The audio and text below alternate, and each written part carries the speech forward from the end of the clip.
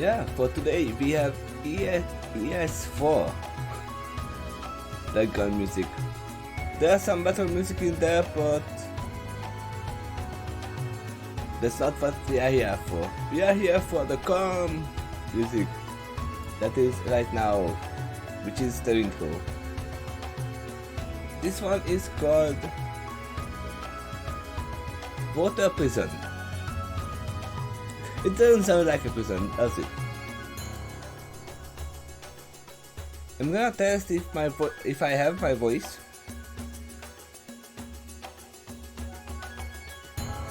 Oh! Well, it's not a spoiler. Okay, so something is gonna happen. I'm gonna finish my coffee.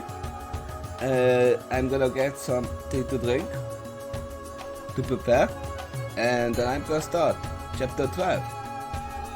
Until then, I'm gonna keep this music on.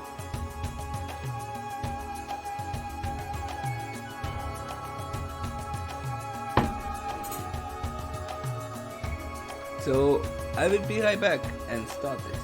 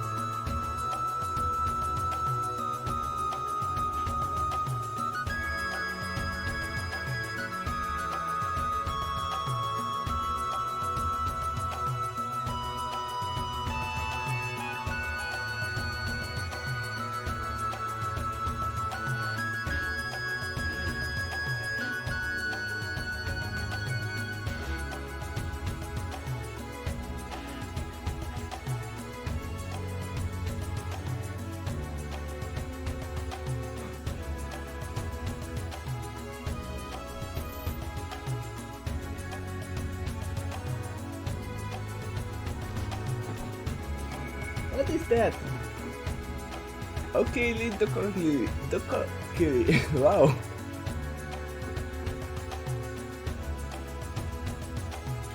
It sounds like a video gamer here. Well, it sounds like because it is from a video gamer here.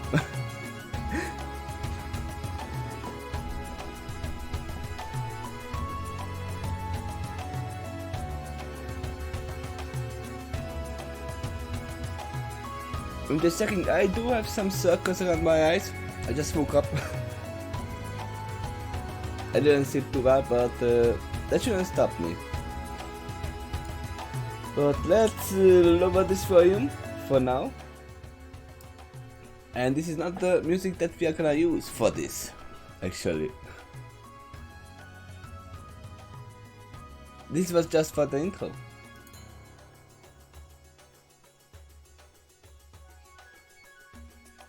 As for the clip, you got the speeches edited out, so you can only hear the background music for the clip. If you are concerned about copyright, you can mute it. The important thing is the video itself. It should be okay for copyright purposes, okay?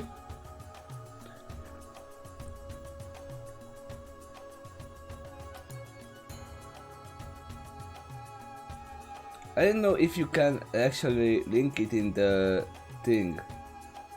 You might have to link it in Discord later on.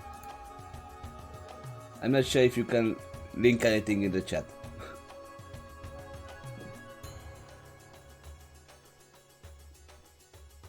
But that is gonna happen when we are getting to somewhere, right? Are we ready though? To read some Skylancer, the first flying unicorn.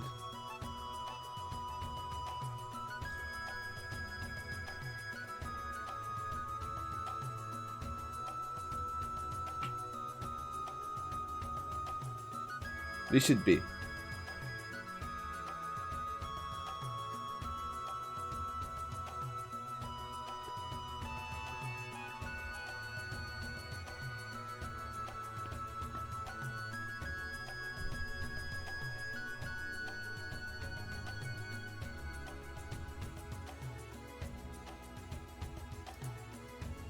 Just tell me here when you link it, because I have the streamer mode enabled in Discord. So when I'm streaming, I don't hear the stupid sounds of Discord. It is really annoying when you hear this Billy, Billy, Billy, Billy, someone is writing you, someone is writing you. I need to find some normal alerts for the Discord, because it can really have stupid sounds. You edited this chapter less than an hour ago. Oh. Were there a lot of things to edit here? Not too many mistakes. Okay. Then I'm happy about that. And I'm happy that you found them before me. So, let's start. Chapter 12. Don't meet your heroes. Oof. I have a feeling this is gonna be about Wonderbots then. Because last time his heroes were the Wonderbots. They saved him. I can't really think about any Punyas who can be your heroes.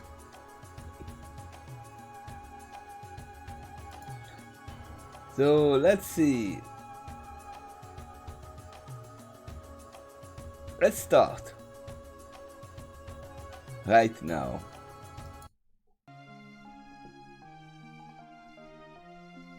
Wow, Dad. Princess Celestia sure does sound like an amazing pony.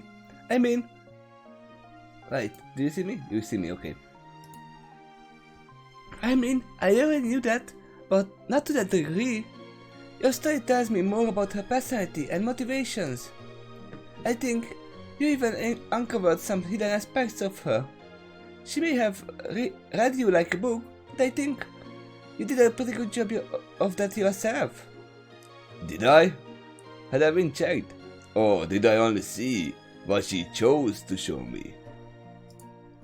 I highly doubt she was ever insincere, but everything she showed me may have had calculated agenda. Since she was able to read me so well, she must have known that I had a brilliant mind for my age. But I highly suspect she's dealt with my kind before, and knows how to hoover us. Manipulating you like a puppet? Like Puppet Master? She teased. Likely not even close. Had I been desperate? Manipulation, yes. But to what end? I am convinced she just wants what's best for Equestria in her eyes. Maybe Puppet Master might see in the same way, in his own twisted way. He could be so insane that he doesn't even realize he's evil. That's the thing about life. Don't be too quick to pass judgment, or you risk passing the wrong one. There was a short pause before Starpiece said, I'm curious, even if the princess couldn't figure out the way to stop him, how did you eventually do it? Through discoveries I made at a much later time. Featherwind answered, then stopped there. They stared at each other for 8 seconds of silence before she asked, You are not going to tell me yet, are you? Spoilers! Featherwind teased back, then went on. I won't tell you yet. That will be your reward for good behavior if you sit through and listen to my story long enough to get that point. I'm telling you how things happened to me, mostly in chronological order, so you know exactly how I felt from that moment to moment. Well, now that the actual Oracle has entered the picture, other kinds of spoilers can be entered the mix. Starpiece observed. Good eye, but the truth is, I wasn't involved in the scenario until a while later. In truth, I almost forgot about that in later years until the issue came up again. For now, I'm going to tell you more about what happened in my life text, my early experience in the Wonderbot Academy. 6 years pass. I finally grew up enough to join the Wonderbolt Academy. By then my father no longer had the authority to stop me, but it turned out he didn't even try. I took my studies quite seriously over the years, and he was very impressed with me. In his eyes, it was high time to show the rest of the world that what I could really do. I wanted to prove that to myself too. In the interim, your mother and I got very close. We shared lots of personal moments together, but also spent a lot of time apart. This isn't because of simple relationship problems, it was just regular life problems. She pursued her own career path and I mine. It was as simple as that. We continued to see each other plenty of times over the years, even though to make us feel like we weren't missing out. Okay, since you are skipping ahead 6 years, I got 2 questions for you about that time. Starbury interjected. Shoot. Fedorvin invited. Question 1. Did the Orchid family finally get their own land again? Yes, Fedorvin answered. I still visit them from time to time. They actually made an awesome discovery out on their new land. Some kind of magical apple discovered in the Everfree forest that can make the most delicious apple jam you ever tasted. I see what you are going for. If you haven't tried it then, I have got to take you sometime. Unfortunately, this is seasonal affair. I can only introduce you to the thing during the time, but they promised to reserve a jar for me for a few days after every year. In case I'm interested. Next season I may have to take them up on that offer. It's the rainbow colored apple jam. I forgot their name, but I remember what they are. The electric apple jam.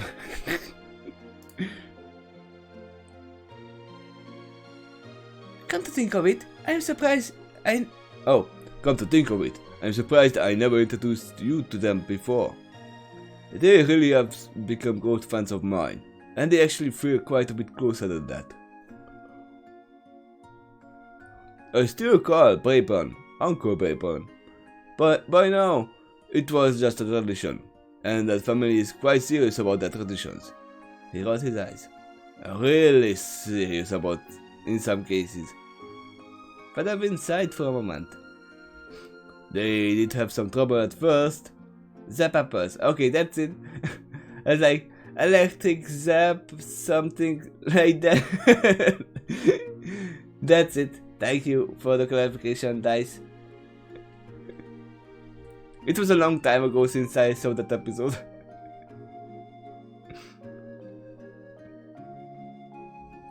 Growing a new crop takes a while, you see. They had very little on their food plate until the discovery of the Zap apple. There it is. Which I heard is an art. They are still refining. Baby Swiss is one mostly pioneering that project. This was the most obvious clue that was in the apple family all along. Except they weren't called apples, because they didn't specialize in that yet.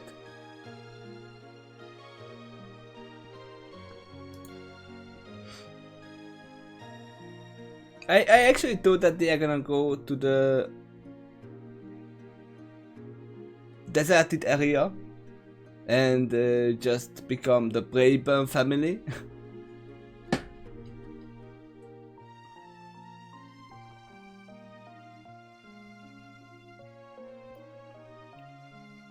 And now, I know who do you mean who is Baby Smith.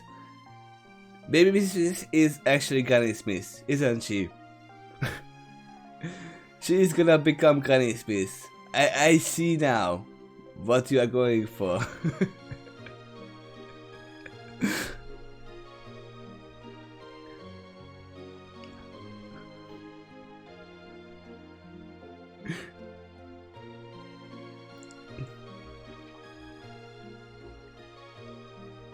I actually should have realized that before.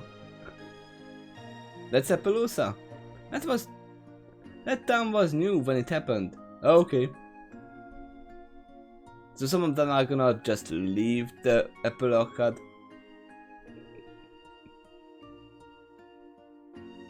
Well, now we have a time when this is happening, right?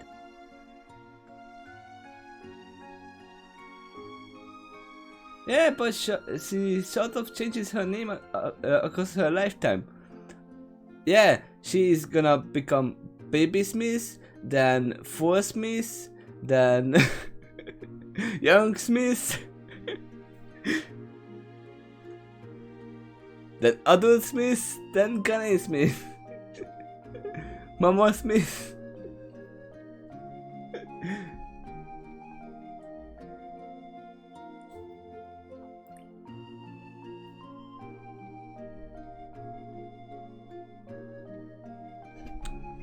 Featherwing grew from green, as he said.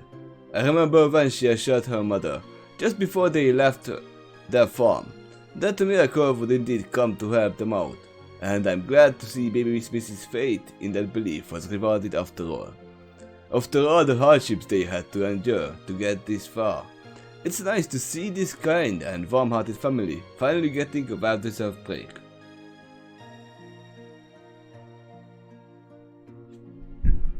For my part, I have more than little hope and faith in that new home.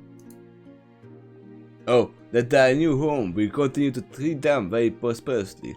For reasons that I will not divulge until a later time, I'm certain that the fruits of their labor out there will continue to be more than just a little special. It is magical and blessed out there, and some of those reasons are already apparent. He gave a pleasant sigh at that thought, then looked at his daughter as he asked, "Your next questions, please?"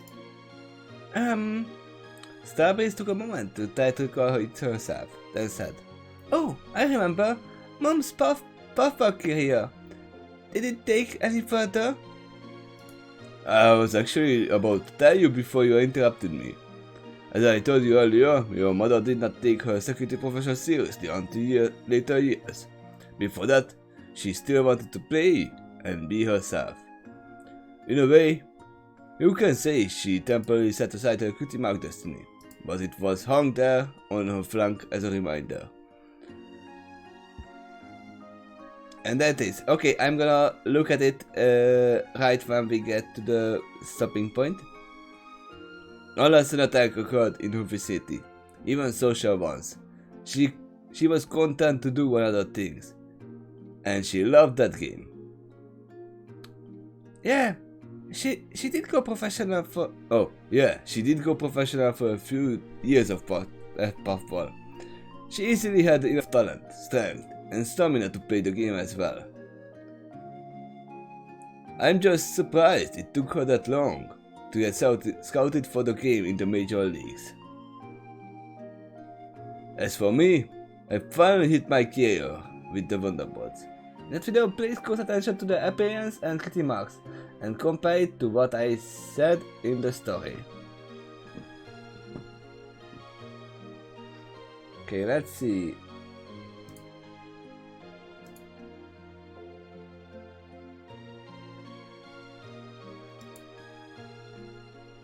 Stop. I see what you are gonna go for already, but let me move this so you can see it better. You don't need this.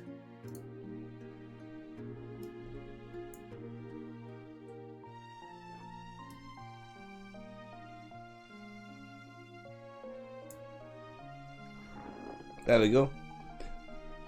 I'm gonna mute it because we already know what this is about.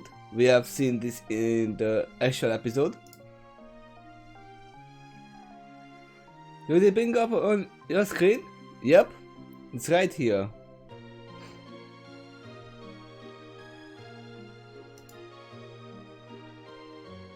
This is where they came from. They came to Ponyville, which was not there years before. Oh, I kinda see.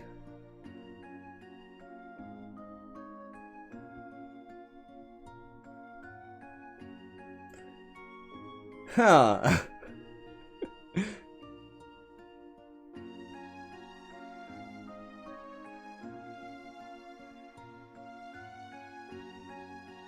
Everything is gonna go together. Slowly.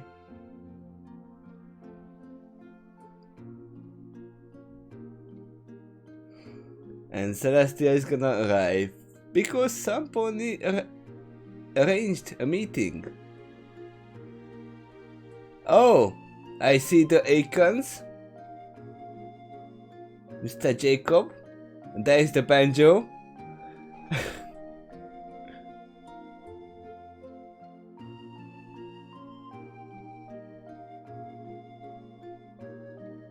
And some pony is gonna get jealous.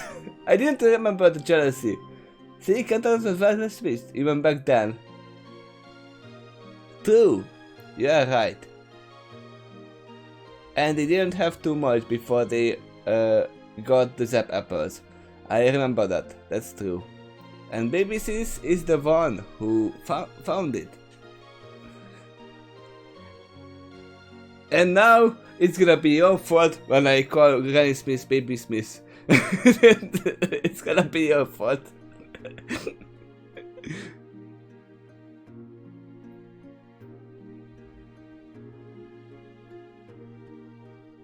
And she is the one who discovered, yep.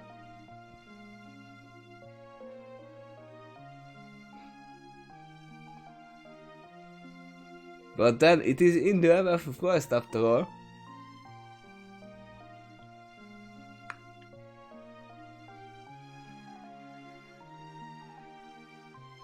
So these might come in later. But yeah, the most important part is basically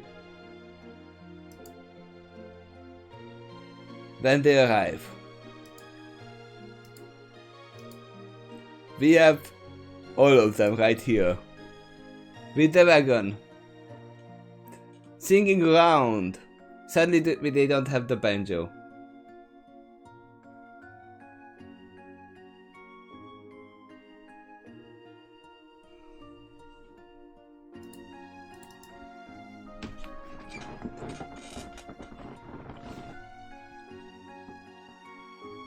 So yeah, you tied it well together.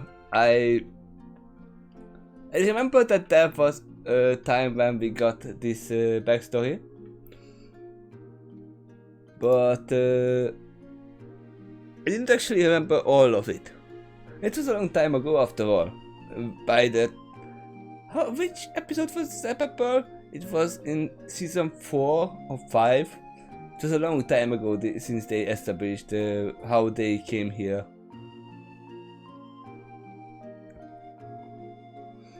Now you know when the fix takes place. No, I don't know when the fix takes place because it occurred in his younger life. The story of the story makes place at that time. We actually don't know how much time has passed since then yet.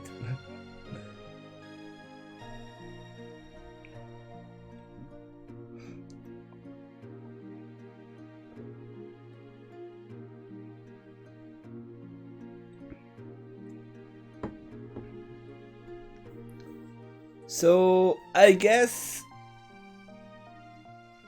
that makes him older than Granny Smith. So he is not alive anymore. Probably at the time when canon story is happening. Because that's the basement of Fonimir, but it leads up to it. Okay, I guess we should continue. Now we have established the time period of this background story.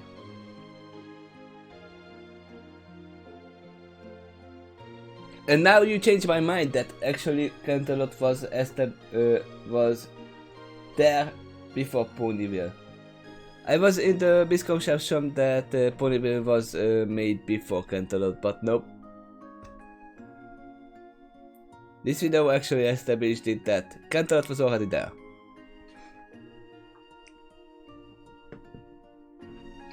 I told you I would get back to this later several times now. And now I will prove to you that I am a pony of my word. Just to get to the academy itself, it took less effort than I initially expected. I used to think that only a few were chosen from White Province, and they had to pass a whole bunch of tests to even be considered for the academy, but no. It turns out the academy itself was a real acid test. It was at that point, which would make or break a potential candidate from going any further. Unless you do something really bad, you are not normally kicked out of the academy.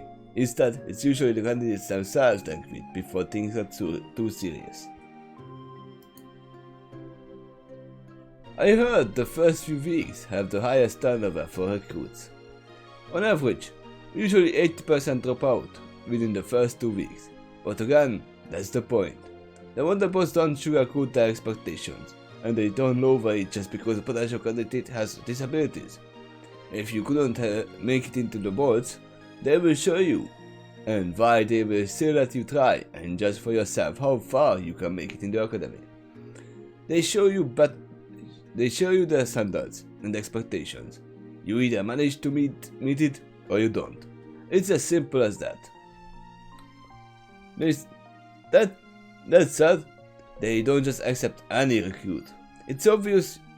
If it's obvious you can't fly, then they will quickly point in the direction of the exit.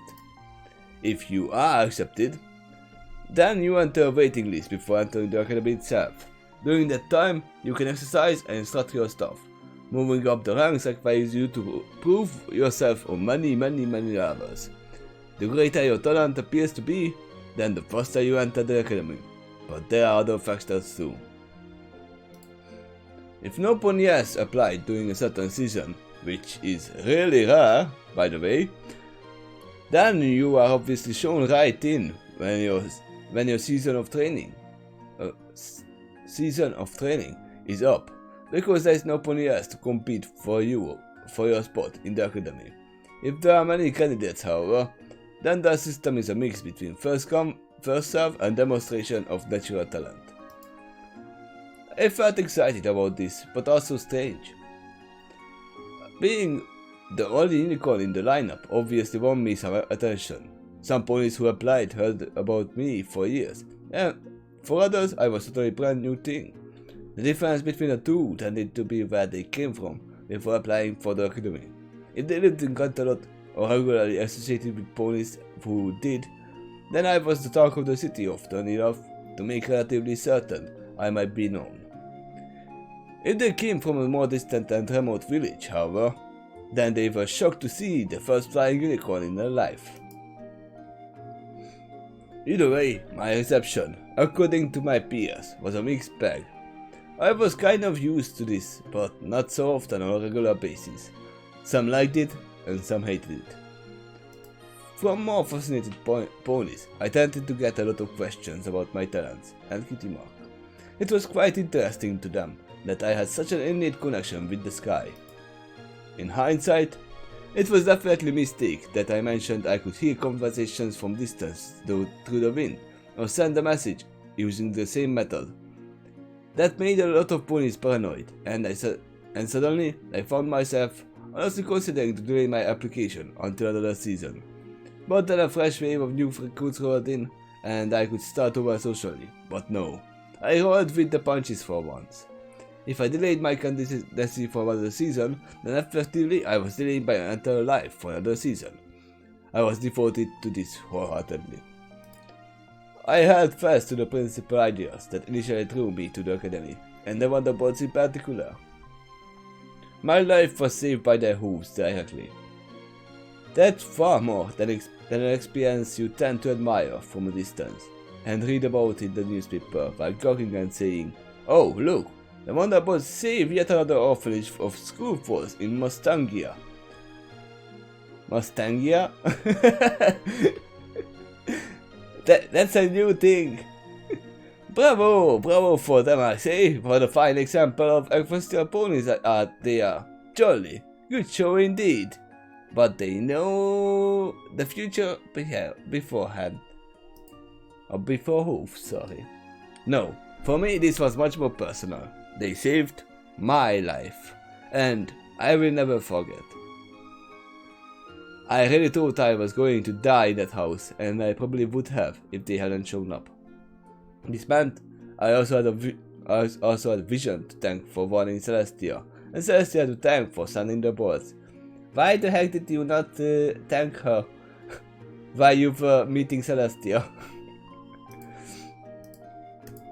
I know she was not there, but still, the boards were the ones who actually did it, and they did it at a great risk to themselves. They are genuine heroes, and I wanted on that. I wanted my talents to mean something, and I thought the boards were a good fit. But not because of the show. No. I tried to join the board specifically to be a hero then. One day, I might save some other pony's life, and they in turn might look at the boards with the same kind of reverence that once I did.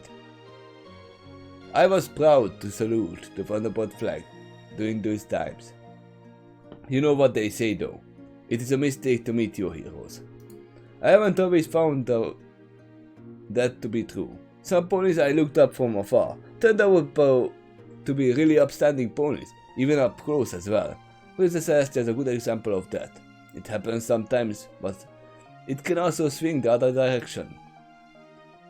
Having such high expectations of individual ponies or a whole organization colors it in such way that it may distort your vision of reality.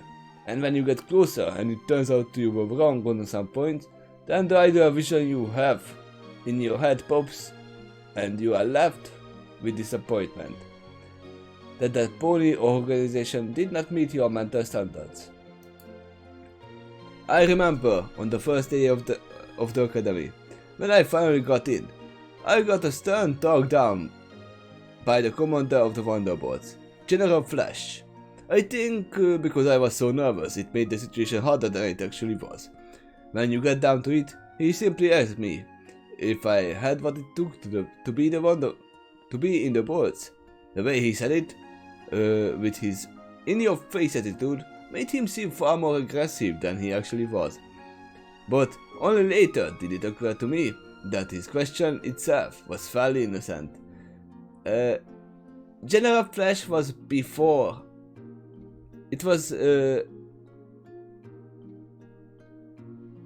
last general of the Wonderbots, wasn't he?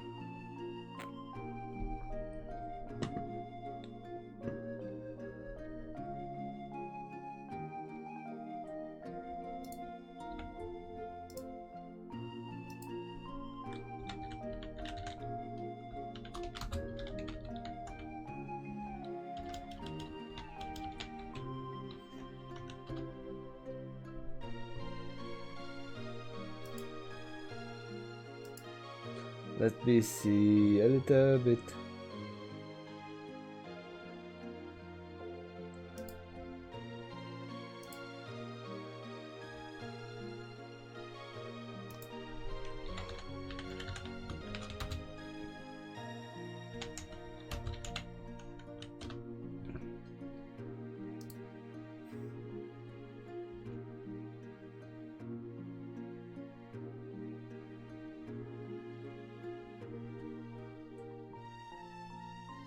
An admiral named Fairy Flight and General called Flash had the boats fly super high with style and panache.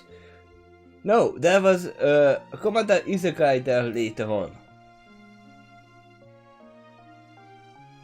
Sat at the top. Okay. So, he's the second to last general.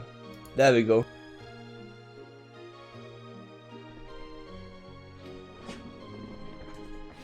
He did lots of research into that. It's somehow inconclusive exactly when he learned, some claiming he was in the boards when Featherwind applied. That would make sense. Yep. And don't forget, Wonderbots. Yeah, Wonderbots. Yeah, I actually looked up Pinkie Pie's rap about this again. Because that's the best way to learn. By music.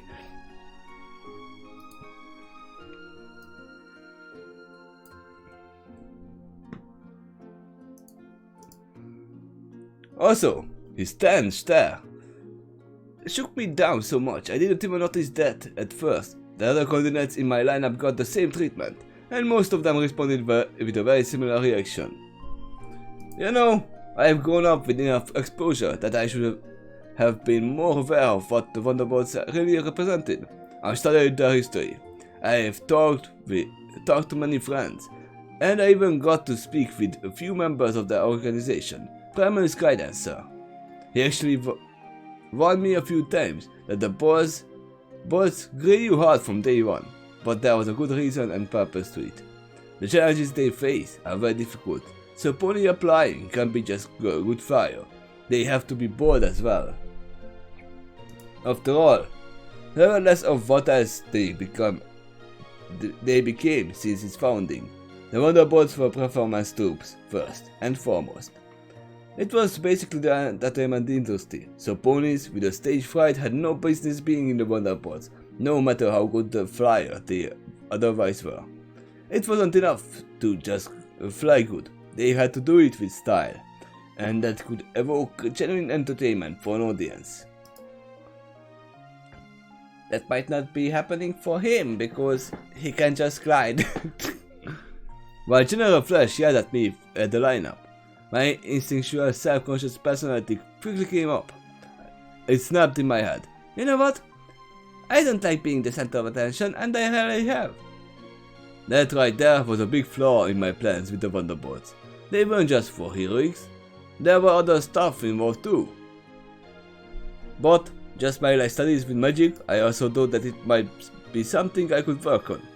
I may be uncomfortable at first, but slowly and surely I could make it. Besides, most of the other ponies in my lineup had similar troubles. It's like trying to make a speech in front of a crowd. Very few can do it without getting nervous. Those who do it well usually have training as well as talent to back them up. I may be struggling, but the rest of my team were too. That realization made me feel a little better. Actually, I take that back.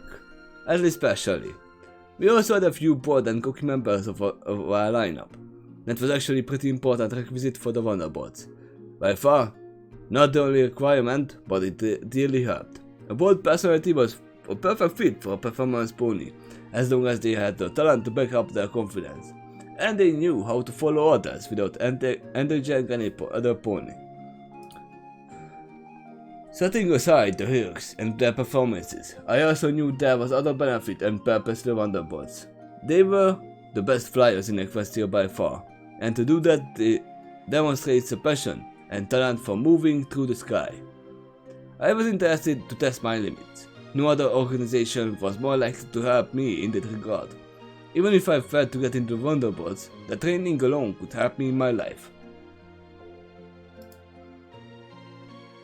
I wanted to know what I was capable of if I pushed myself to be my very best. How fast could I go? How maneuverable could I be? How long could I fly? The flight training had utilitarian applications as well. The best flyers in Equestria were experts in weather control, and that was an essential function in Equestria. They didn't produce the clouds themselves, or not often at least. Oh, they didn't produce the clouds themselves, or not often at least, but they were experts in how to use them. Being useful was one of my goals. I found my true talent with my cutie mark, but that didn't signify my destiny in a great detail. There were many directions I could go with a talent like this. So Wonderbot training in the academy was an experiment to see if this path was a good fit. I got off to a rocky start, but that didn't mean it wouldn't end that way. I figured I would just have to stick with it until I reached a barrier that was clearly uncrossable, or I simply don't want to cross it. After the introductions, Featherwind said this with hoof quotes. Introductions? They had us flying about the compound for 500 laps. I recall some of the candidates glanced at each other with a sheesh look, as they thought that was quite excessive, especially for the first day, but I knew that the Wonderbots was all about pushing oneself very hard. In my case, it wasn't that difficult either. To fly, I was really just gliding and manipulating the wind, cost me no energy as long as I used my Kitty Mark talent and not my unicorn magic. But while I flew, I happened to catch wind of distant conversation. As usual, my wind seemed to deliver conversations to me as soon as my name is mentioned in it somewhere.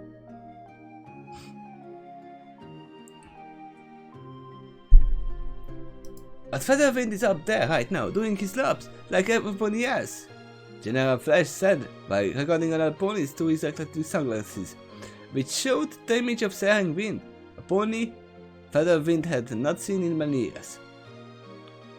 That was the very same pony that saved his life back at the former orchard home. As long as he does his work, I don't see the problem here. The problem, in fact, is the fact that he is a unicorn, Sang argued. He shouldn't even be allowed to fly at all, much less apply for the Wonderbots. You have something against unicorns? General Flash asked as he tilted his head with suspicion. He did not think it was very likely, but he decided to check anyway. Sam softened her tone a bit as she said, "Normally, not at all. I think they are a noble race and they serve a very important role in Equestria, but the skies are the mile." Sam stamped the hoof down on the word "our." If Featherwind learned to maintain his place in society, I wouldn't have problem with him, but seeing him here in the Wonderbot Academy is quite frankly, sir, a slap in the face to all of us Pegasi. This organization is supposed to represent the pinnacle of our entire race, the best of the best when it comes to flyers. Letting him fly with us is just an insult. I mean, he doesn't even have wings, sir. He can make some, if he wants to.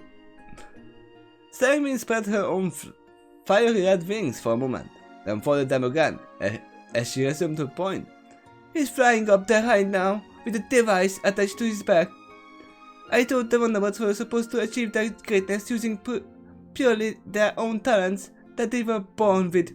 If you're going to allow unicorns like him to join the academy, then you might as well accept Earth ponies with a bunch of balloons attached to their backs. But if you went that far, why turn away disabled parasite that can't fly? Those parasites can attach a bunch of balloons to their backs just as well. Well, I tell you why. It's because this academy has high standards that those other ponies cannot match. It might feel mean, but we never lowered our standards just to suit the less able. I mean, no offense to them, but such ponies are meant to do something else instead. But Featherwind is doing it, like I said earlier. General Flash reminded as he straightened his head. Featherwind actually has a very good test scores in most of pre-fight tests. I talked him down a moment ago. He didn't take it well, but he didn't go up away either, and most of his peers did just as badly. Of course, we won't accept any pony who clearly has no ability to meet our standards, but we also don't turn away those who can match our standards, and Featherwind has done that so far. Until he proves otherwise, as long as he is willing to give us a chance, I will return to Fever. He will have to get up early and work just as hard as the rest of us. If he can do that, then we have no right to turn him away, just because of his race. Saving sighed in annoyance. You are missing the point. You think this has only to do with the race issue? Well, it doesn't. Sang Wind leaned in General Flash during that last sentence, then stood up straight again as she resumed.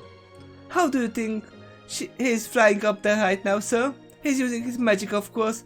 He's got no wings, so he has no other resource to fall back upon, unless the magic entire extends from his cloak. And even then, it's still relying upon magic. He's using magic, sir, and magic can't do anything. So what? General Flash test. The Pegasi are using their magic to fly, not their wings. They are not their wings alone. That's what I want to say. Because those wings are not able to hold up a pony. To begin with. Especially Celestial.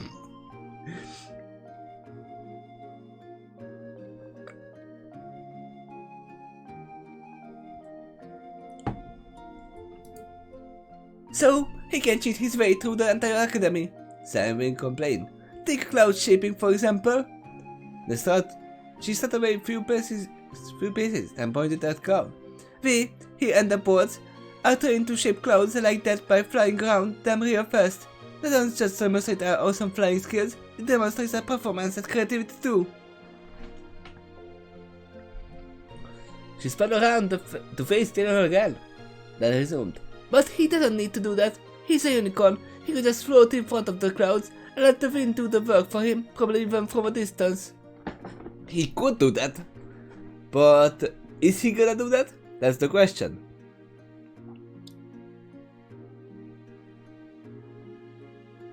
Well, Celeste does have very large wings. True. But I have one objection here. And you know who I mean. Yeah, you know who I mean. He can fly as well, with his tiny wings. And we can be sure that his bulky body cannot be lifted up by those tiny wings. If it weren't magic.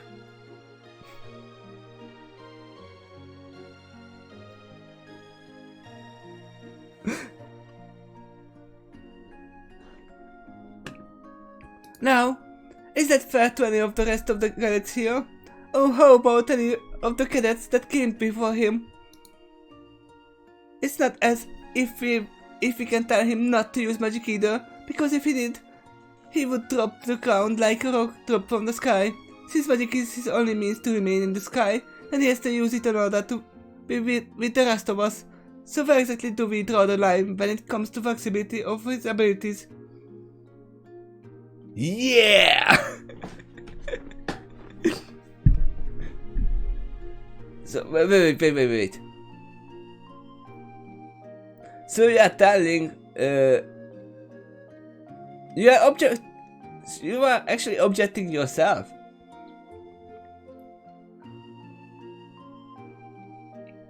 You say, oh, he can use magic to shape clouds, but he can't use magic because if he did, he will drop to the ground. Because that is actually a misconception. He can pretty much use magic while flying as well. It's not like you can't multitask magic. It's hard, but it is possible. So you are saying he can use magic to do everything, but he can't use magic while he is flying. So what's the problem here?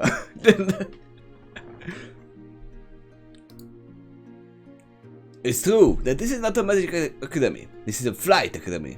General Flash agreed. Magic academies have their own performance art as well, but he joined us, the flight academy. And he did so knowing that what that would imply. He joined us to learn how to become a better flyer. Maybe even one of the best in Equestria. It also means he has to do that using our standards. But he doesn't have wings! Sang Wind reminded sharply as she raised her own foot just a moment for emphasis before folding her wings again. He physically can't match our standards. How is he supposed to?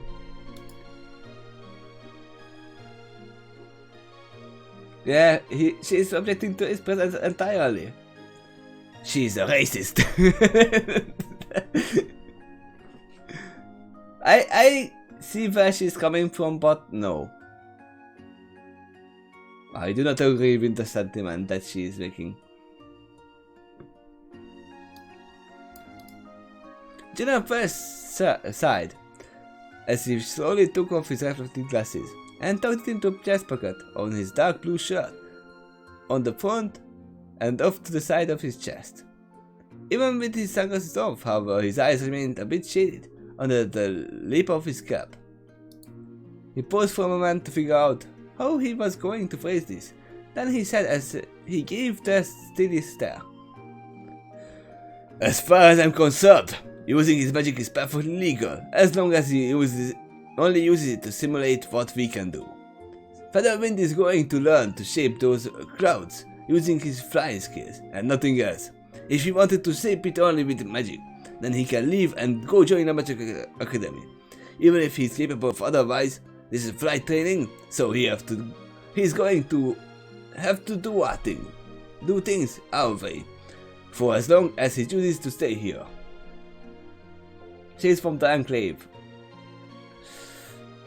The Enclave is Fallout 3, I guess, and 2. I don't know much about them. I know the name Enclave because one of my friends played to all of the Fallout games, and he mentions them a lot, that he misses them in Fallout 4. But that's all I know about them. Because they were the better enemies.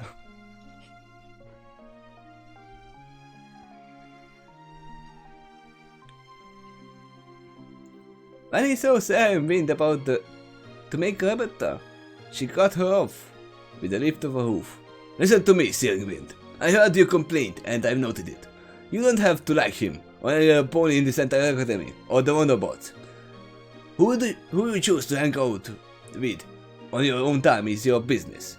As for Featherwind, he can remain with us as long as he does his work. No more and no less. Unless you have something new to add to this conversation, I don't want to repeat myself. Have I made myself clear?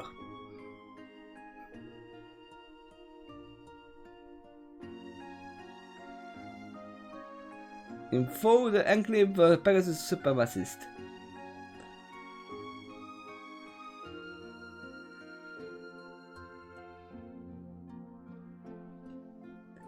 Oh, I guess they were like, we are the better race here. And nope. Anybody who is not with the Enclave are enemies. That's what I think about that, right? Something like that. Or lesser beings, let's just say it like that. I thought the unicorns would do that, but it seems the Pegasi have their own we are better thing as well. I could make another note of that, but I'm not gonna do that because we are on YouTube.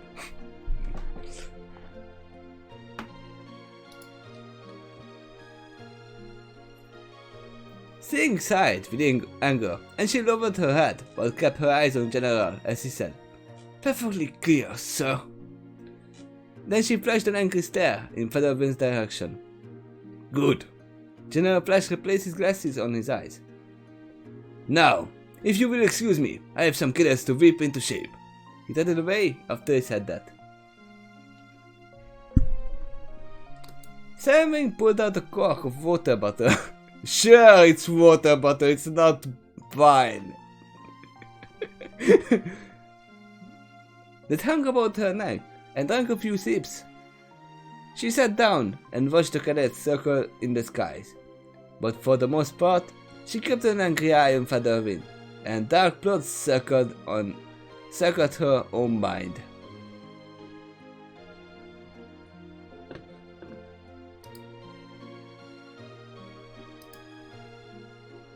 Now being able to fly is a game changer for the Westland.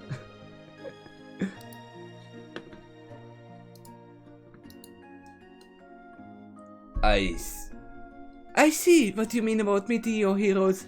Starbreeze realized aloud. This isn't mere either worship either. That pony actually saved your life for real at one time. I mean, you didn't just imagine it. That actually happened in real life. Starbreeze sighed sadly. Her face barely illuminated by the last of the daylight left in the sky. It's too bad she felt that way. But I think the two of you could have made some friends. That would have been nice. Featherwind agreed. Did you ever get along with her better? Starbreeze asked her father hopefully.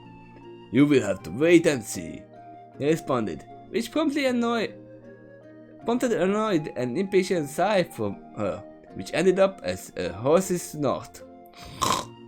Something like that. You're welcome for that sound effect. Probably not. Starbreeze figured out in this question.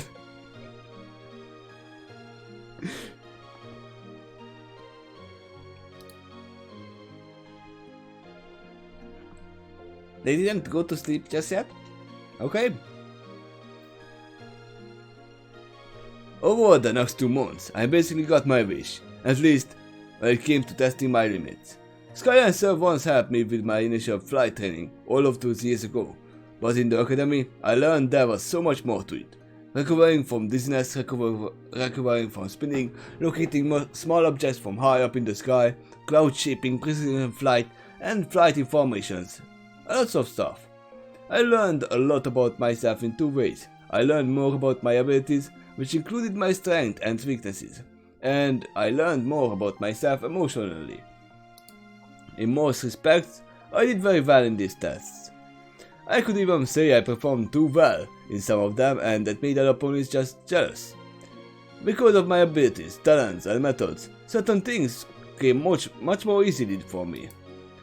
For instance, I recovered very fast from dizziness, I had superb flight control and spatial orientation, and my flights were very nearly inexhaustible. While watching other ponies struggle and breathe heavily, I felt like I insulted them by breathing easily. It made me tempted to pretend this was difficult for me too. Being too good at something doesn't win you many friends. It was more to the contrary. As steering wheel was pointed out, my abilities made it feel like I'm cheating on them. But I did come across some problems as well, and it was quite difficult to solve. My method at first flight had to do with controlling the winds directly. The strategy was overkill with certain things, and it certainly messed up close quarters flight control. I generated a wind column around myself to guide my flight. I even projected wind tunnel ahead of me and curve it when I plan to curve, twist and bend in the sky. This came with years of practice. Picture using it for cloud shaping.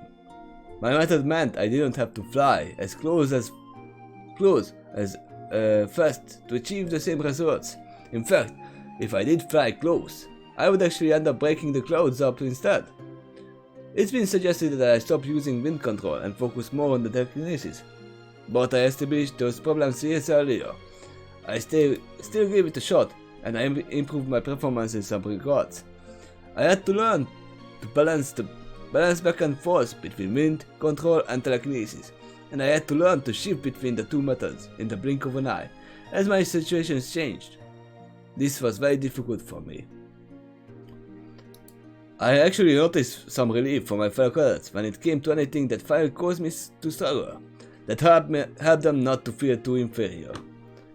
At the same time, they also acknowledged that the challenges I faced might not easily be overcome because of my methods. There were some logistical problems that I simply could not work around. Then, there were the social problems, one in particular coming to a boil. What you writing there?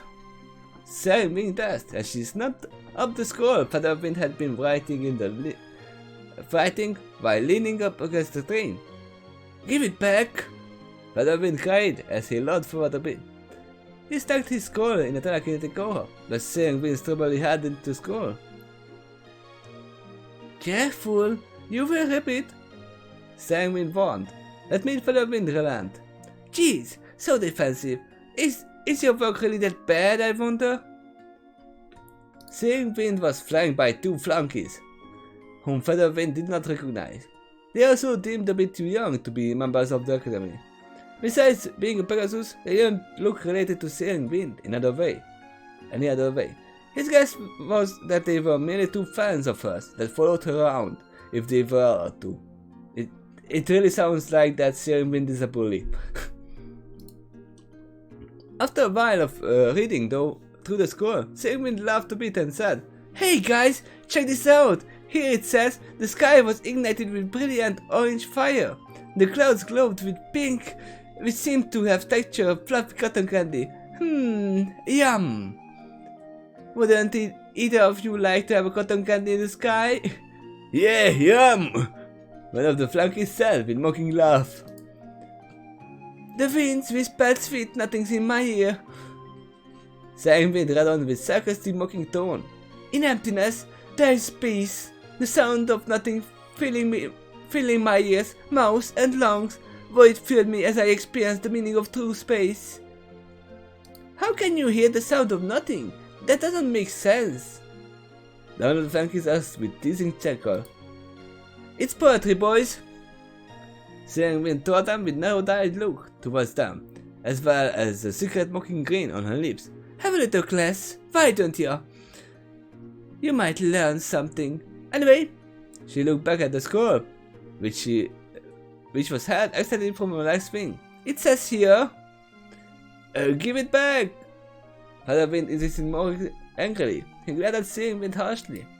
"Oh, he's angry. Better watch out. You should give the scroll back lest you upset a member of the master race." The flunky sarcastically advised. Oh, I actually thought that was Searing Wind though. "Actually, you got a good point. Here you go." Searing Wind tossed and flapped the scroll back to Feather Wind using the same wing that originally had it.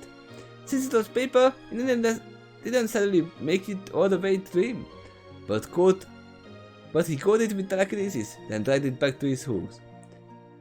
"We don't want to upset a member of the master race. His kind can do anything after all, whether it takes for them to rub their smug little horns all over our faces." With that, Searing Wind flicked Feather Wind's horn with the tip of her right wing. Then she said the word horns to put further emphasis on it.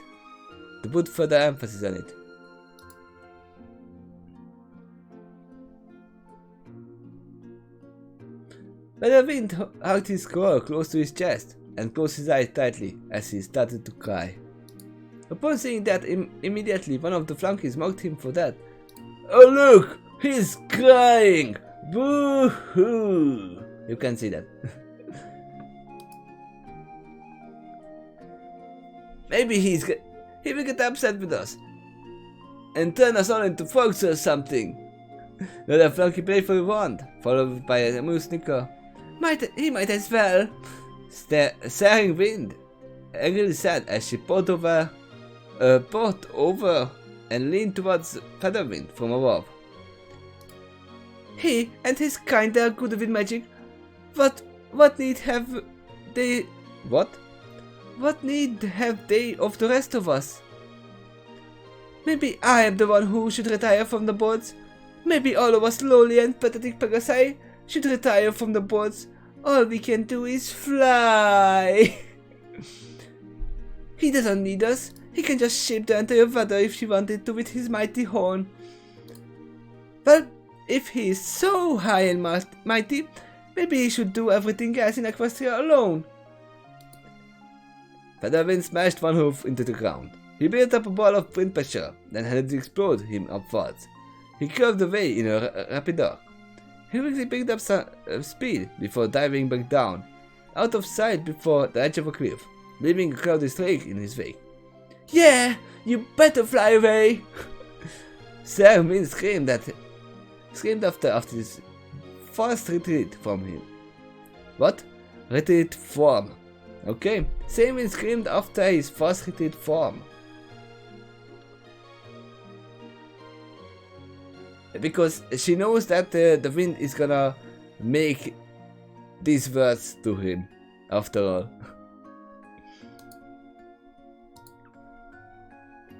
Stubby screamed out loud and smashed both hoofs into the ground. Onto the cloud ground. Ah, I hate ponies like that. I simply hate them. That's it. I don't care that she saved your entire life anymore. If I could go back in time, I would smash her smug little mother infant for that. How dare she talk to my father like that? You weren't even born yet back then. Featherwind reminded. Doesn't matter. I still hate her. From now on, Searing Wind is a cuss word in my book, and I will use it to insult my worst enemies. If I see some pony doing that I really don't like, I will accuse them of being Searing Wind, the worst possible insult I can think of. And they will be like, huh? Thanks? You think I'm a wonderbolt? Now, you be careful how you judge others. Featherwind cautioned. Very rarely is anything that black and white, and I have never encountered another pony that is totally without a shred of redeeming qualities. Even the puppet master? Starbeam asked skeptically. Even the puppet master. Featherwind confirmed. Starbeam sat up straight as she searched her mind for another intimidating usurper that she could think of, then asked, what about King Sombra? He seemed pretty bad. He died down an entire empire out of pure spite. No, he had a lot of redeeming qualities. Featherwind shook his head as he said, ponies like Puppet Master and King Sombra are special kind of cases. No pony ever gets that purely evil without a very unusual reason. They both became that way because of a special influence. But what were they? What were they before that? Shades of redeeming qualities, and its qualities that can come back in one form or another. Who were they before they became evil, and how or why did it occur in the first place? By understanding that, one can bring either of them back from the brink of damnation, and the same logic can apply to bullies like Searing Wind as well. Yeah, she was mean for that moment. But what else was she? Without knowing her full life story, you don't know. That comment made Starbeam thoughtful. Your mother taught in similar regards. Featherwind went on. She was the one who spoke. The one I spoke with next. I told your mom about what happened to me. As we sat near the lakeside, I used to train with the Skylancer. Not only do I remember what she told me, but I also remember how she said it. Don't listen to them. Starbeam encouraged very emotionally, which made her voice just a bit thinner and smaller. Don't you listen to them, okay? They are just trying to tear you down to their level. Instead of them, you listen to me.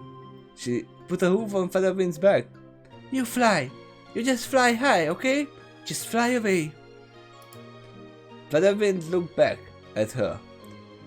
As he heard her voice, quite quivering with unsteady emotion, tears were in her eyes. You are the most incredible pony I have ever met. Starbeam went on. The sky is the only limit for you. Fly harder, higher, further and faster than any pony in Equestria, because you can do it. She grabbed both Featherwind's cheeks and turned his head to look straight into her watery eyes. I need you to understand this. You are incredible, and you will show us all how impossibility is just an illusion. You are a unicorn that can fly, and fly so very well. I am so lucky to keep up with you as long as I did. She then pulled Featherwind into a tight hug. So, you just fly, okay? Just fly. Follow your dreams. Soar even higher than all the rest of us can. I believe you. I believe in you. She trailed off because she was sobbing too much. Oh my god. This reminds me all too well to a very motivating speech as well from ReZero. I'm not gonna say anything because that's spoilers.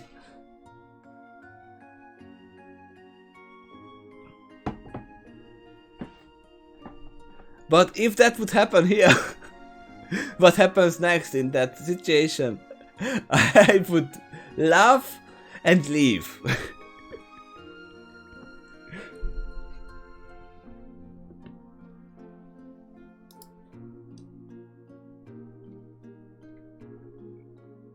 Also, I'm still waiting for ReZero Season 2, which is being delayed thanks to the stupid virus. I was being hugged, so my gaze was over her shoulder. I felt and heard rather than saw her suddenly calm down. What I heard next mildly disturbed me at the time. I will have a little chat with those other ponies who tease you. Stabbing said tightly. No, don't. Featherwind pulled back from her hug, stared at her face in alarm. Don't stir up more trouble. You can get arrested or perhaps even get kicked out of the academy. If they feel I set you up for this. Don't worry. Stabbing rubbed the hoof against Featherwind's right cheek. I'll be gentle. I won't kill them. I will just break their wings. Don't worry about it.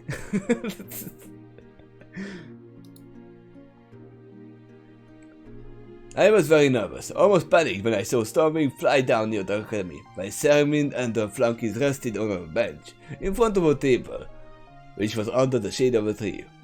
At that time I was flying laps around the area, but I wasn't kidding when I flew down to the instructor and told her I wasn't feeling well and needed a few minutes break. One good look at my face indicated to her that I was telling the truth, so she told me to sit down nearby and take a 10-minute break.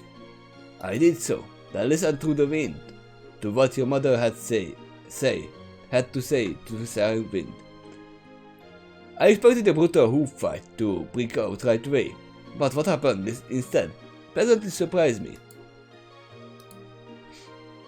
Sometimes I forget how wise your mother can be, and when she does have her head on together real tight, and she decides you are her opponent. Watch out! Sometimes words can come deeper than any blow of a hoof, even one as strong as hers. Hey there! Mind if I join you? Stamping dash as she flew down on the other side of the table, with 2 benches on each side. Sailwind being the opposite side.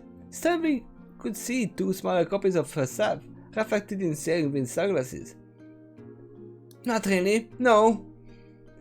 Sailwind said casually as she stretched while relaxing, her head and 4 hooves on the table. One of the flunkies meanwhile was rhythmically pounding on her back to help massage her back and base of her wings. Just taking a break is all. The Opera's Sailwind said, with a tired yawn.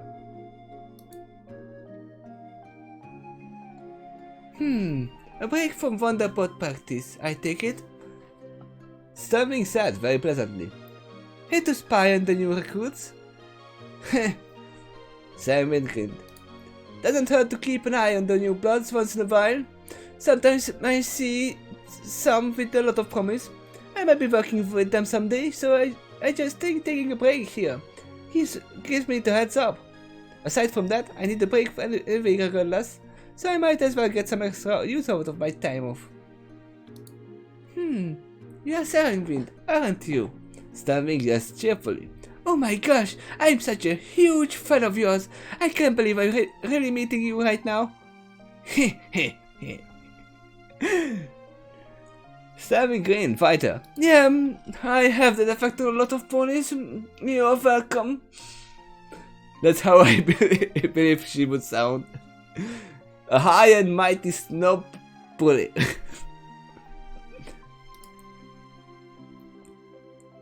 I mean it. You're such an inspiration to me. Stabbing said as she daintily placed the hoof on her brown chest. I've seen you many of your shows, and you are fantastic. I love that fire streak you make in the sky. I heard you can actually cook food that way. Fire is useful for many things. Simon agreed. You know how I do it? She used with a cookie grin. By being so awesome? Stormwind guessed. Good guess, Stormwind said as she sat up straight and stretched. She didn't speak again until after stretching. She lifted the water bottle near her lips, but didn't drink it from as she said. Truthfully, that's a pretty good answer, but there is more logistical reason for it. You see, speed causes friction, even in the air, and my mane has the kind of texture that creates a lot of friction in the air. I have to be careful. These bad boys here can set fire to anything. Simon pat her fire golden reddish mane for a moment. Her mane, tail, and fur on her hide were a bit fluffy and rough looking. Did you know even I managed to create a flaming tornado at one time? Really? Stormwind asked in astonishment. Yup. Simon drank a few sips, then spoke again, as she lowered the bottle. It was only for a few seconds, but of course, during that time, it was a phenomenon that could light in the dark. Spectacular! Stormwind cheered. You are really so amusing, and so are all the rest of the boards. Remember that time, about 30 years ago, when half of Equestria was experiencing a drought? Oh, I know what you're talking about, yeah. Stormwind grinned proudly. The Wonderbolts had clouds they fly over the ocean, as the boats spun a huge hurricane into the city. They had enough water after that to continue covering Equestria for the next 10 years, and that was only a few minutes of water delivery. Stormwind chuckled in a cookie way. I heard the stress of clouds they remained flooded for weeks, but fortunately, they were sort of prepared for that. They had buckets, tubs, and everything ready for all over the place. But all the time the Wonderbolts had to steer a rogue group of dragons on immigration. That could have been a disaster if the boys hadn't stood up. Stormwind informed. Oh yeah, that was good too. Yeah, it turns out redirecting the flight of dragons is all about manipulating the dragon in the lead, sort of like it is for the herd of crows. But even dragons are dependent on the air when they fly, and they are affected by the storms that come with it. A little winds here, a little lightning storm there, and oh yeah, dragons hate snow. Doesn't technically kill them right away, but it does make them uncomfortable. This is a species that thinks taking baths means swimming through lava, mind you, so you can imagine how they felt about a snowstorm. Samway snickered at the thought, then shrugged. They are based on reptiles after all, so the cold would naturally affect cold-blooded creatures more. I thought Commander Hoof was quite fair with that cadet he disciplined a few years ago. Stormwind mentioned somewhat more seriously. It was her, wasn't it? Huh? Stormwind tipped her reflective sunglasses down to the tip of her muzzle, so she could more easily look at Stormwind over the edge of the glasses. I'm surprised you know about that one. Not my police have heard about that case. But I'm right? You think he was fair? Stormwind checked. Oh, absolutely. Stormwind nodded while pushing her glasses back up to her muzzle. The Wonderbolts can only let attitude like that slide only so far. Eventually any pony would have to put their hoof down, and who better do than Commander Ironhoof? Stormwind asked with a grin. Doesn't even his name send a chill down your spine? Absolutely, I wouldn't want to cross him in a dark alley, that's for sure. Stormwind agreed. Isn't one of your squad mates crazy about cats? Stormwind asked.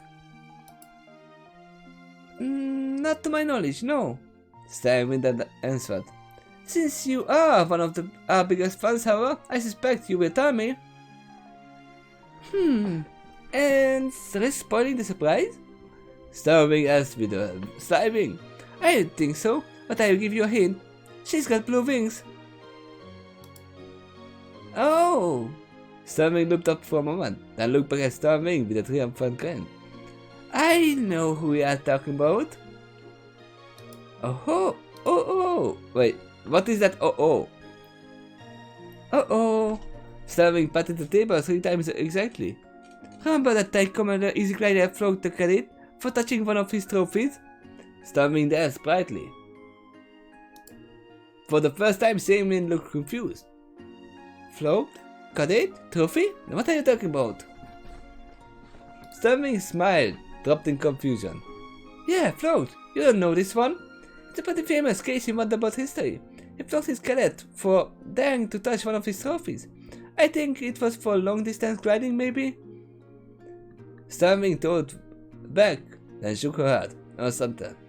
Yeah, this was a pretty famous case. I think the cadet's name was Father Wing? Something or other. Can't remember the exact name, but he was orange color, I believe.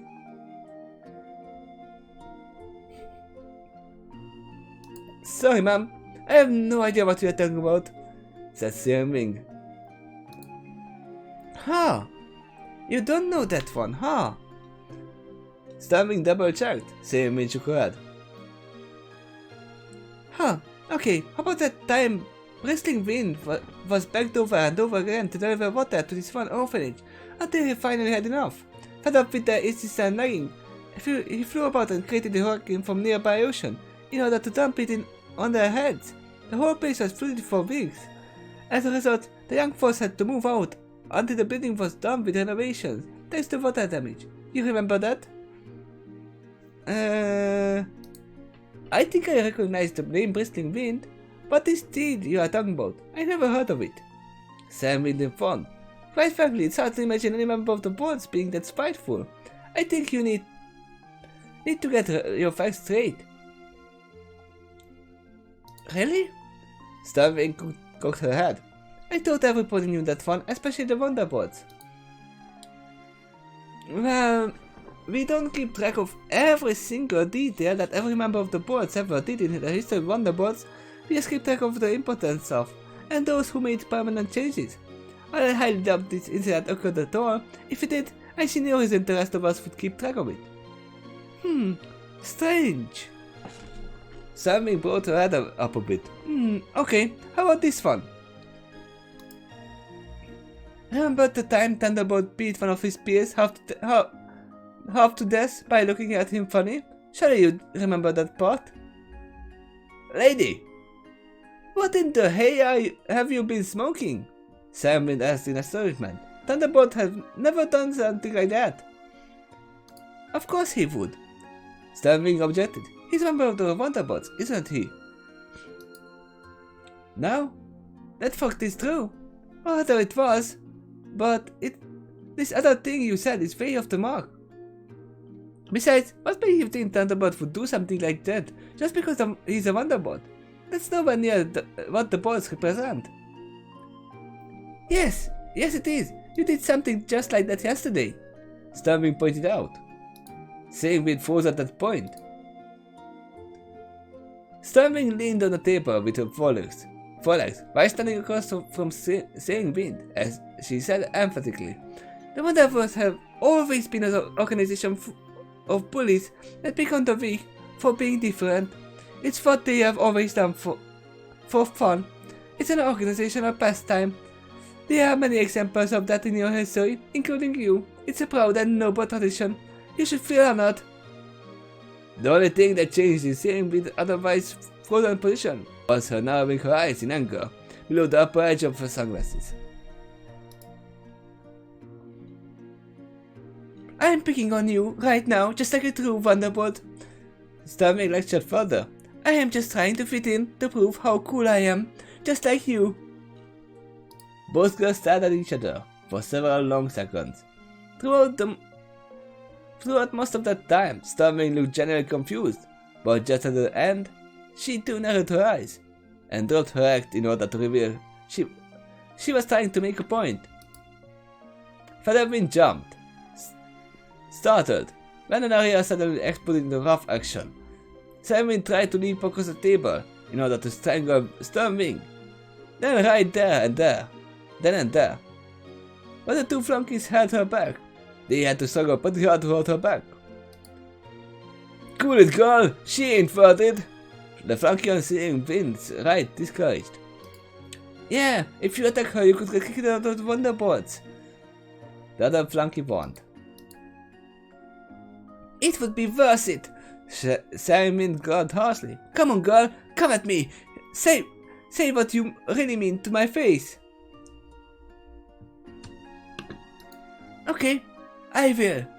Stormwing then shut her eyes tightly and screamed, "Oh, the force in Equestria look up to you!"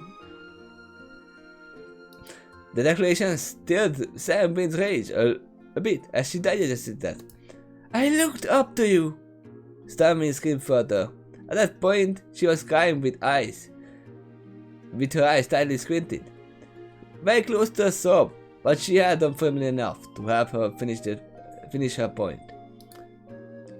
Every Pegasus in the world dreams about growing up one day to become one of the Wonderboards, and you inspire them all. Stormwing continued as her eyes slowly crept open. If they learn that you behave like this, that what it means to be a Wonderboard is to pick on others for being different from themselves, what kind of future does they spare for the boards? Simon's flunkies has no longer had to struggle at all to hold Searing Wind back, but they still had her. Wow. Searing Wind's flunkies no longer had to struggle at all to hold Searing Wind back, but they still held on to her just in case. Searing Wind, meanwhile, looked too numb to act. Alright, break it up, you two, General Flash said as he flew near the scene. You, miss, take a hike, he demanded from Stormwing. I won't have you continue to cause the disruption to my academy again. Oh my god. I see. So this is why Stormwing was not accepted to the Wonderboards. This is the reason. She took a hit for his beloved, as she is the shield.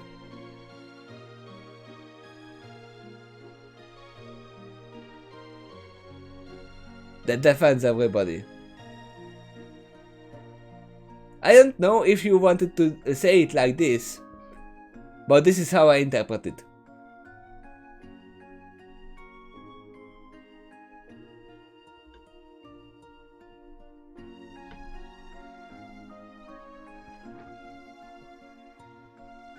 Alright, I'm going.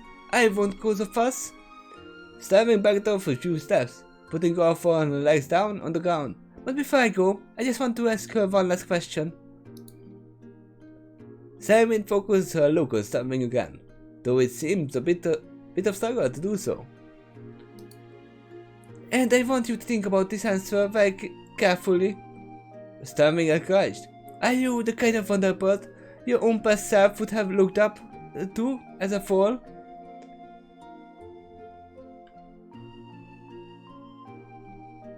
Character have depths. No? Yep. And I like it that they actually have depths to them.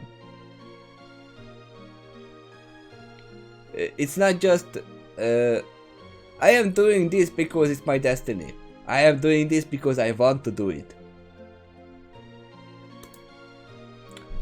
Stormwing's eyes widened in shock.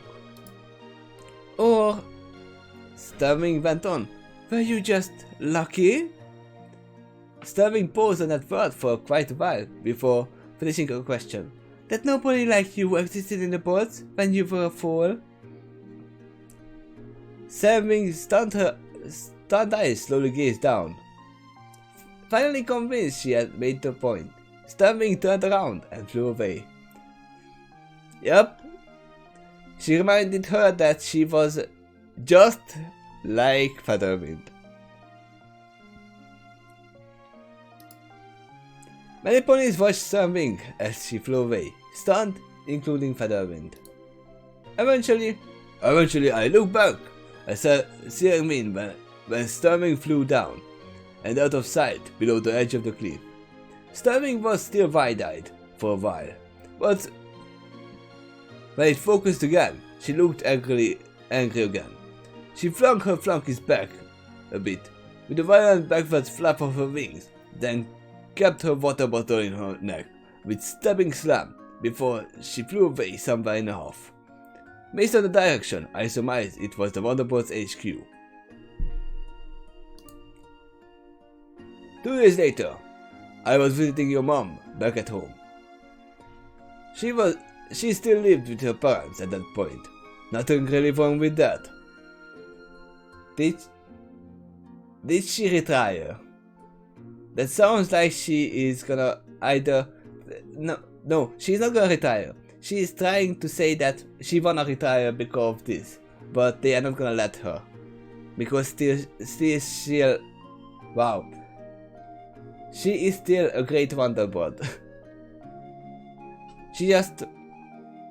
They are just gonna be happy that she found out what was wrong with her attitude. No, I don't remember what we talked about that day. All I remember that all that I remember was that I was sitting on a bench in the backyard. She was sitting at a tire swing in the same area. All of a sudden, there was a knock on the front door of the property. I looked through the home to the front door casually. I didn't move to open it. One of your mother's brothers was a lot closer. He opened the door instead and spoke with the newcomer for a moment, then called over his shoulder. "Sis, this is for you." Expecting some pony? Had I been there Storming? No, not really. Storming admitted, then called off the tire swing. She started across the house. Curious, Featherwind followed a little behind her. Both of them were surprised to find one of Searing Flunkies standing there on the other side of the door. The teenage fool was wearing a black jacket and looked forlorn. What are you doing here? Storming asked defensively. Relax. I'm not here for a fight. My name is... use a shirt. My name is Scissorhawk.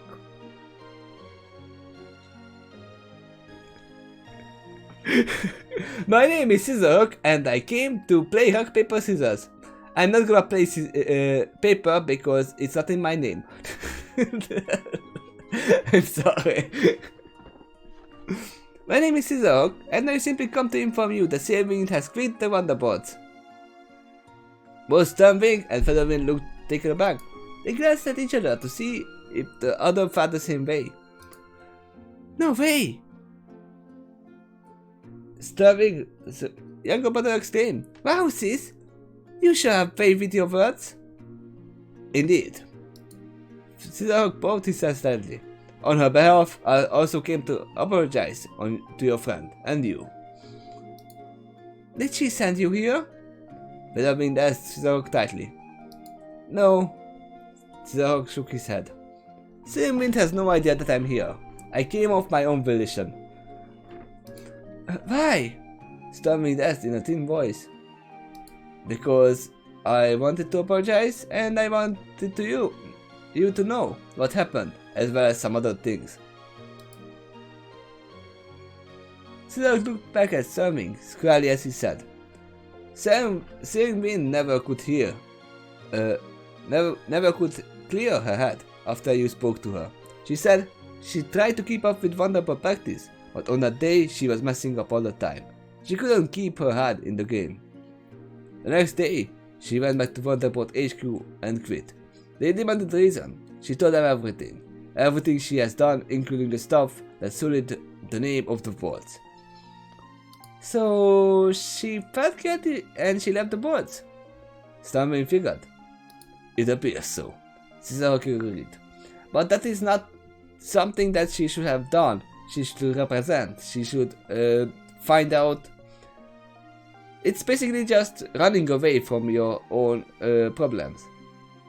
You shouldn't run away.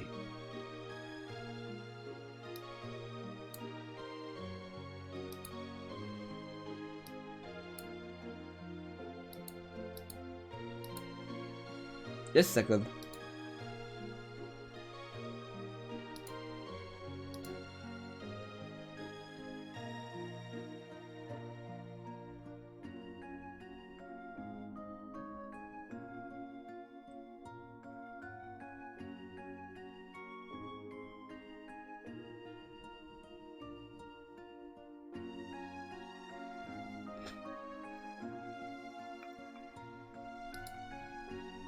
Okay, sorry, I was just blowing my nose and I didn't want to do it on camera.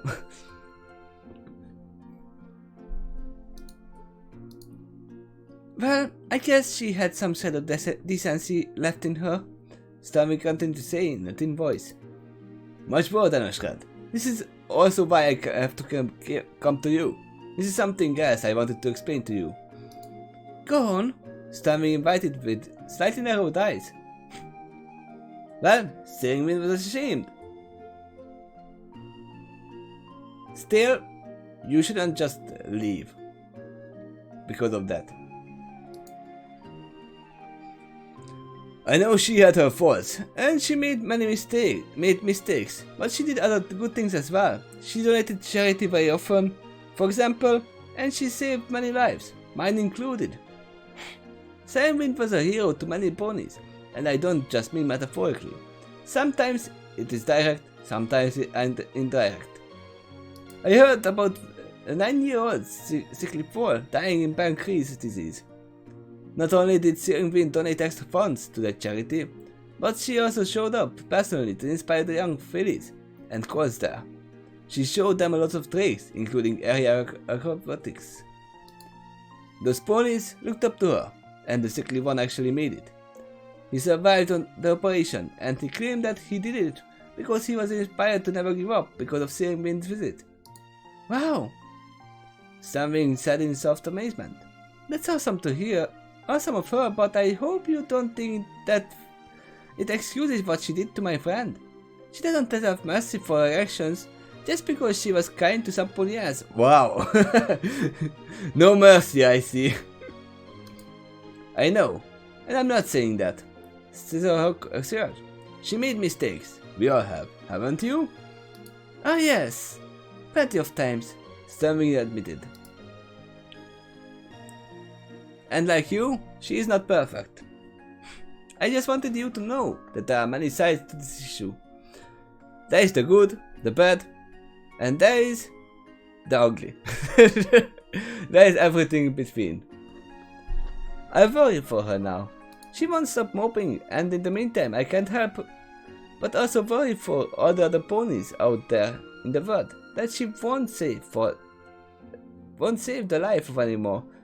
Now that she is no longer a Wonderbolt. She was a hero. She was an honest celestial hero, but a flawed one. That's what we get for relying on imperfect beings. But the best of us try our best, because that's all we can do. I wouldn't be standing here right now if it weren't for her. I was lucky I grew up with a pony like that in my life, who literally saved my life, and looked up to her too because of that. So much so, in fact, that sometimes we lose sight of their flaws, but I think it's actually equally important not to lose sight of their virtues too. You saw her ugly side. All I want for you to know that there was another side to her too. A far more beautiful side. I wish I could have gotten to know that side of her better. Storming lamented a little sadly. I'm sure my friend back here thinks the same. I know. I wish you could have seen it too. Sidork agreed with regret, but any other ponies out there have seen it. If you don't believe me, just ask around. You will hear about it over and over again. I encourage you to do so. Just so you know, for sure, that I'm not lying to you. Anyway, that's what I wanted to say. Thanks for hearing me out, and have a nice day. Sidork spun about and trotted off slowly. Stormwing slowly shut the door, then looked back at Featherwind for a long while in silence. Then go after her. Tell her to join back the Wonderbots this instant. It's not your time to be leaving the Wonderbots. You are still a Wonderbot in heart. Yes, you have done mistakes. Now that you realized your mistakes, you can actually learn from them. You don't have to run away from them, because that's not happening. And actually that is the end of the episode, end of the chapter right here. But I'm kind of angry at her, that not because she was an asshole, that she was a bully. That's not what I'm angry at her about. I'm angry at her because she's running away from her own mistakes. She's not facing them. Yes, she told the HQ what she did, but then again, she still ran away. Stormwing didn't ask her to leave. At all. Nobody asked her to leave. And she shouldn't. So I really hope, Quill, that Featherwing or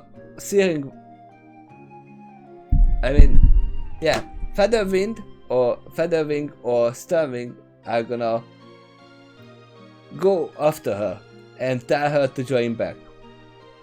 I really hope so. Because this is gonna annoy me if she just left and nothing else is gonna happen.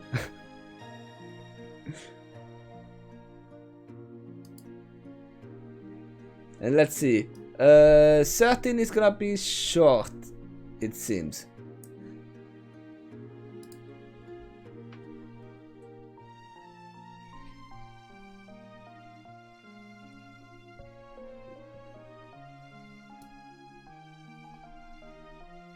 But let's see, little bit of info. Well, not many things happened. We just established that Wind is an asshole. Let's come for you that know that she does appear in the story again. No, it doesn't. It doesn't.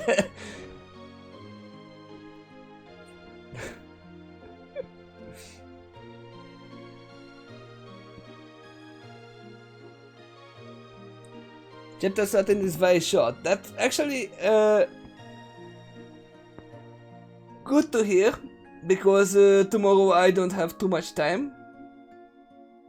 Because tomorrow I will work in the afternoon. That means I can do it tomorrow. I wanted to make a day of break, but if it's this short, I can just deal with it tomorrow.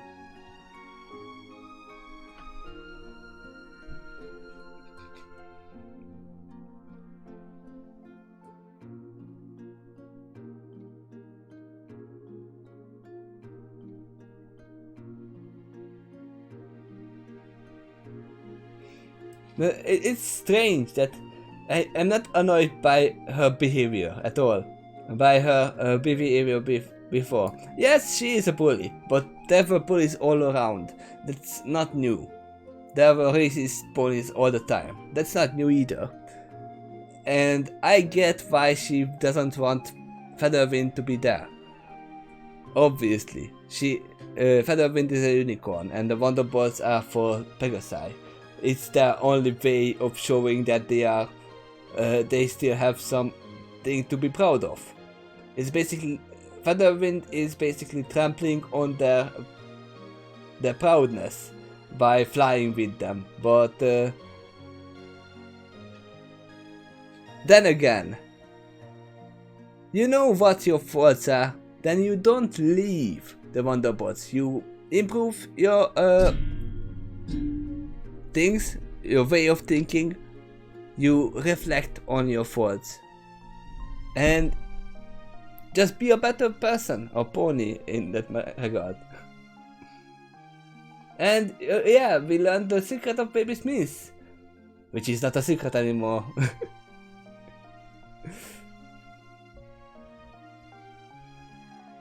That is the only part that is making this chapter better for me.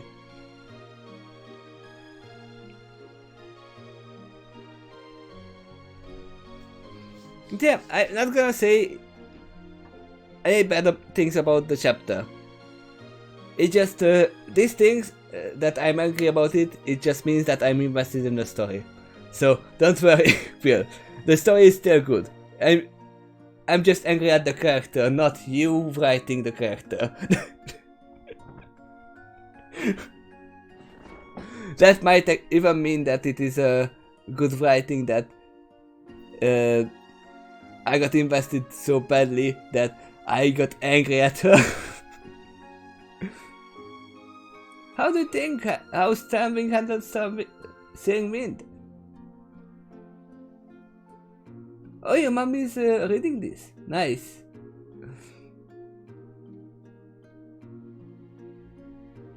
The handling of this was actually pretty good. She didn't attack her. She just spoke with her. That, yes, I look up to you, but I'm still not sure if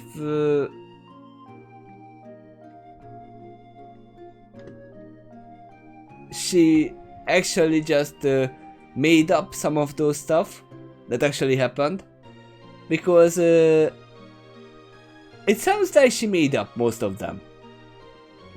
They could have happened, but I think she actually made some of them up.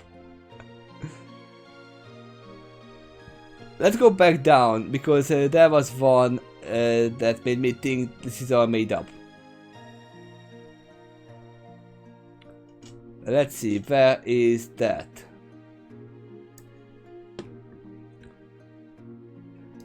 This cadet, first of all, I thought that the cadet that she is talking about was Searing Wind. I thought that that was the thing, that Searing Wind was the one who was disciplined and almost kicked out, and that's what's gonna tip everything over, but no. Then became the next one is the cats, which should do nothing. This Commander Easy Glider. This was the one that made me think. I don't know if you just messed up the name or you actually wanted to do this. Feather Wing.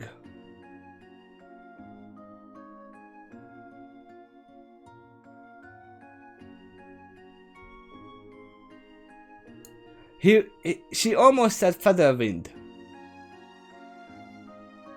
Right?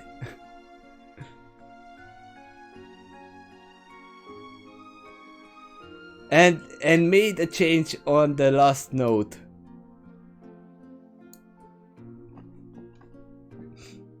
Made a point, because Searing Wind is a member of the boards. She needs to be careful what the impressions she makes, because many look up to the boards. Yeah, that's what I thought.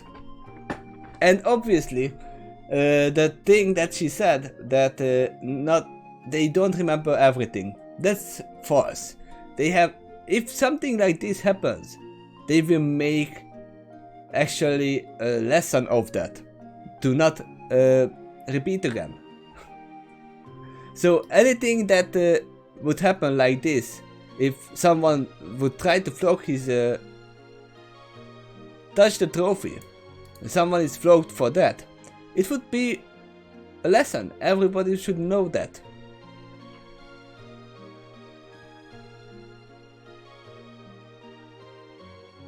So yeah, I was right about that. That everything was, not everything, but most of them were just imagined. But for some reason I still thought that Commander Iron was quite fair with the cadet. This happened a few years ago.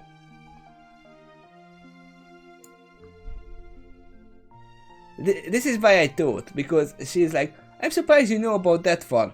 It was me. It was I, the cadet, who he has been thrown off a little bit. I thought that's why she's asking if Iron Hoof was fair with her or not. That could have been something, right? And that still can be the thing. Because the cadet's name is not mentioned anywhere. It still can be her. Her first offense. And I'm gonna think that to begin with.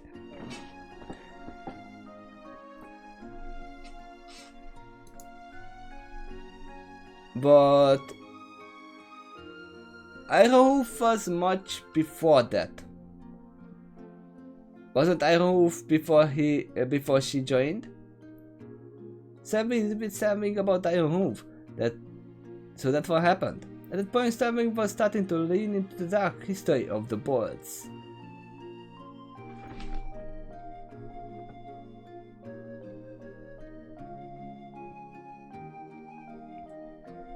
Yeah, she had to grasp into something that actually happened, that's for sure.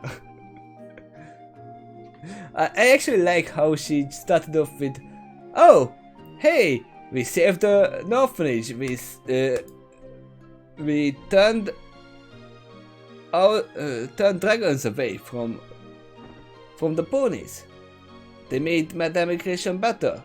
And also, we have did bad things as well. Just turning the tide of the little bit of history lesson into the dark side as well. Obviously she has to start with something that she was sure that happened. And every pony knows about it. At least some of them. It actually wouldn't have... Wait, so if Saruman didn't know about this one, this whole conversation would have not came out like it did, because she wouldn't believe anything she said after her own words. Is that true? Am I right about that? Because not many ponies have heard about that case. If she didn't know about this case, she would actually question every bad thing she said about the Wonderboards. But if she started off with something that she knew, that the other things might be good. Sammy started with stories that got Saruman hooked, that led her down a dark path. Yeah, so dark that she forgot to even change her path. I'm pretty sure that later on in the story, as you said, she's gonna come back. I'm sure of it. I was sure of it. But I'm still a little bit angry that she just left. But she's gonna change. That's gonna be fine. For the better or worse, she's gonna change. It depends on if she meets with the puppet master or not. But yeah, she might have been the one that is gonna be a hero again. But we will see that later on. Yeah, if Stormwing started in the middle, she would have lost creativity. Yep. You think Stormwind will have a redemption arc? She needs one. I'm not sure if she has one, if she will have one, but she needs one. That's for sure. There are two paths for her right now. Seeing that she is actually running away from her problems, but also accepting them, I wouldn't think that she would go down the dark path to accept that I am a bad girl, I will stay a bad girl thing. But she's gonna reflect upon her past that she needs to change. So I have a feeling that she will go down the redemption arc. She did quit the boards due to regret. She shows she's not all that bad. Yep. We know that she is not that bad. All that she did right now was basically from jealousy.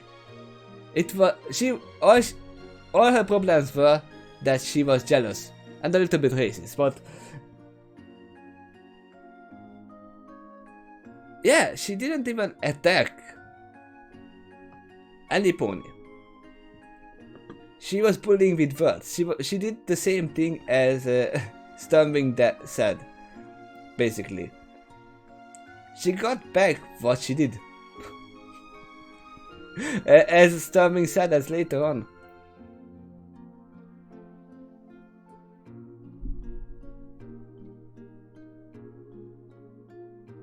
I'm picking on you right now, just like a true Wonderboard. I'm just trying to fit in to prove how cool I am, just like you. So basically she got what she deserved. I'm not angry about that, but again, she didn't have to leave. Unless you plan to make her onto the dark side, meeting the Puppet Master. Unless. Which is again not gonna be because of her being a bad person or a bad pony.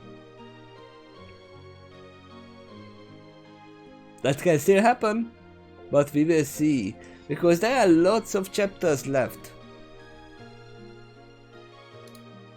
We are at chapter 12, chapter 13 is gonna happen, and there are still more. There are still a lot more. And when I open it from the bottom, I don't see the end of it. Yep. We are not even in the halfway point, as you can see. We are right here, in chapter 12.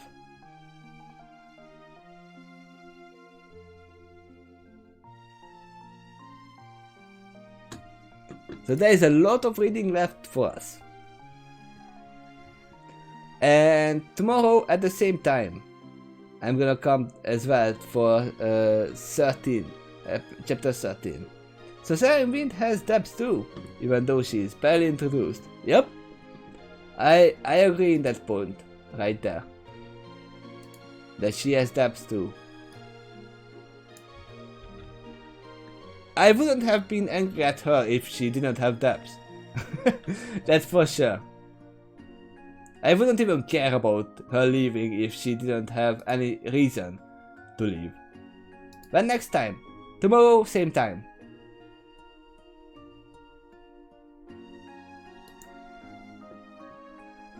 If that's okay with you.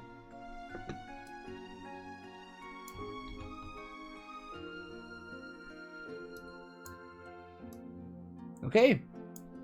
Look forward to seeing me again. I'm gonna do this real fast.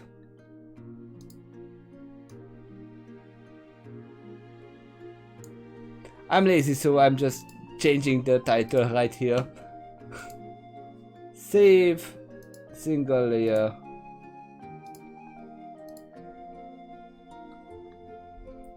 Yeah, the only way for a fight that fair is to have the story that's flowing. Yep. And thank you, Dice, as well, for joining us, even though you are at work. I hope you had fun.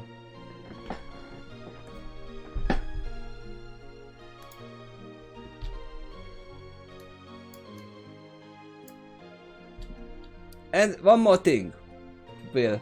I love the character of how you depicted Flash.